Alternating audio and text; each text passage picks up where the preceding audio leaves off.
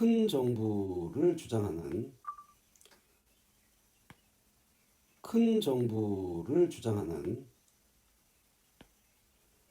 또 자기 주장을 명료하게 표현하신 거라서 제 눈에 띄었습니다. 함께 읽고 한번 생각을 나눠보기로 하죠. 큰 정부의 필수 조건은 사회 전체의 청렴성이 올라와야 가능함. 청렴해져야 큰 정부가 효율적으로 작동하지, 청렴하지 않으면 줄줄 샌다는 거겠죠. 나라에 돈이 없는 게 아니라 도둑놈이 너무 많다. 그 얘기를 그렇게 감정적이지 않은 형태로 차분하게 말씀하신 것과 같습니다.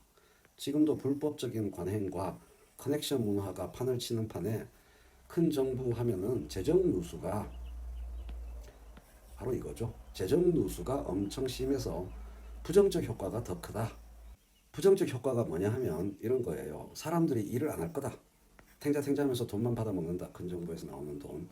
사업장도 본연의 생산적 수익보다는 제밥에 관심을 갖는 경우가 지금보다 더 할 거다.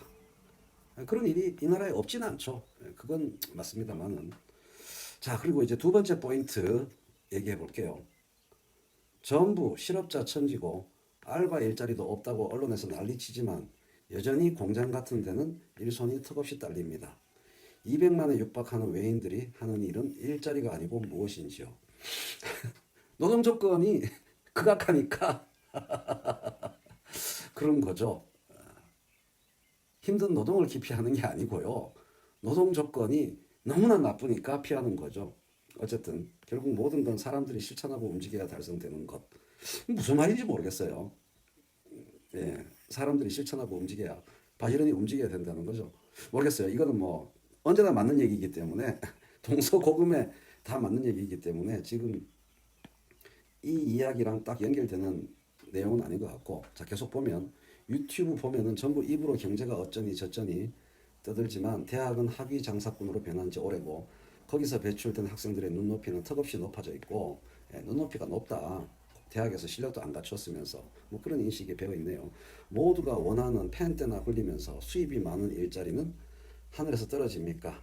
IMF 세대는 다 경험해보지 않았습니까? 뭐 꼭 IMF 세대가 아니고 이제 나이 든 사람들, 대학 나와서 택시 몰고 공장서 일하고 시장 통해서 사회생활에 첫 발을 뛴 이들이 얼마나 많았습니까? 아, IMF 직후에 그때는 그랬죠. 잠시. 차라리 미래 세대를 위해 저출산에 적응하는 시스템이라도 지금부터 준비해 나가야 한다고 생각합니다. 굉장히 차분하게 진솔하게 본인의 의견을 밝히셨어요. 근데 참 착잡합니다. 이게 이분 한 사람의 의견이 아니고 참으로 대한민국에 엄청나게 많은 사람들이 갖고 있는 생각이거든요. 아마 50%를 넘을지도 모르겠어요. 제가 소수 의견인 것 같아요. 자, 두 가지 포인트를 말씀하셨죠. 청렴도에 문제가 있다. 그리고 관점만, 근로에 대한, 노동에 대한 관점만 좀 바꾸면은 사실은 일자리 많다. 이런 말씀이시고 저출산에 대비해야 된다. 두 가지 답변을 드리면, 지난해 한국 국가 청렴도가 세계 33위, 그리고 OECD에서는 이제 23위로 올라갔는데요. 3년간 18계단이나 상승했고요. 제일 중요한 문제는 바로 앞이 미국이고 바로 그 앞이 프랑스입니다. 프랑스는 선진국이고 큰 정부의 대표 선수죠. 청렴도가 우리하고 별로 다르지 않아요. 바로 앞입니다. 제가 방송에서 여러 번 말씀드렸지만 우리나라의 청렴도는 감각적, 경험적으로 사람들이 말씀하시는 것과 많이 다르다.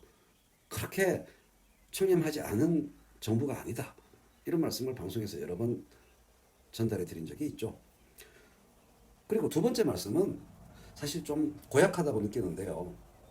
지금 대한민국에서 뼈 빠지게 일하고 죽어가는 사람들, 쿠팡에서 일하는 분들, 택배, 그리고 배민 라이더들, 1,000만 원 넘는 보험금 내면서 오토바이 타고 목숨을 위태롭게 하는 각종 위험한 노동 조건 속에서 일하는 너무나 많은 사람들, 그리고 산재로 하루에 3명 이상 죽어나가고 태안활액에서 돌아가신 김용균, 그리고 제재소에서 그렇게 돌아가신 김재순 씨, 평택항에서 돌아간 이선호 씨 등등 이 나라에서 힘들고 위험한 일을 마다하지 않고 그 노동을 떠맡아서 하고 희생되어 나가는 그런 많은 사람들을 도외시하고 모독하는 이야기일 수도 있지 않나, 그런 생각이 듭니다. 본인의 섣부른 사회학이 아닌가, 그런 생각이 듭니다. 그리고 저출산을 기정사실로 받아들인다면 더 이상 뭐 나눌 이야기가 별로 없지 않나. 혹시 이 나라의 수많은 어르신 정치인들이 마음속에서 바로 이와 같은 생각을 갖고 있는 보수적인 그런 생각, 초입에 말씀드렸다시피 사실 이런 생각을 가진 분들이 여야 지지자를 가리지 않고 더 많지 않나. 그래서 대한민국 정치, 경제, 사회의 진정한 개혁적 변화가 더딘 게 아닌가 그런 생각을 하게 됩니다. 댓글을 읽고 제 의견을 말한 거니까요.